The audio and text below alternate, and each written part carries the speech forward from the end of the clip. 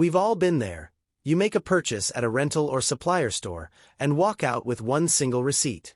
But on that receipt, you paid for an equipment rental and some maintenance repairs. If you dump that entire amount under one account, your financial reports won't be accurate. You need to break it apart right inside your bank feed. Today, I'm going to show you how to split a single transaction using QuickBooks' latest interface. Let's do it. To start, head over to your left-hand menu, open All Apps, go to Accounting and click on Bank Transactions. Make sure your primary checking account is selected at the top so you can see your live feed. In this updated interface, look under the Pending tab to see your downloaded charges. We are going to find our transaction from a rental for $1,200. As you can see, QuickBooks is trying to guess and categorize the whole thing as equipment rental, but we need to split it.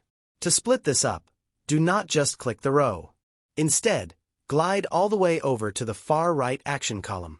Right next to the word Post, click this small drop-down arrow. From the menu that pops open, click Split. This will instantly launch your detailed item breakdown window. Now you can match your physical receipt lines perfectly. On line 1, we will leave the category as equipment rental but change the amount to $1,000.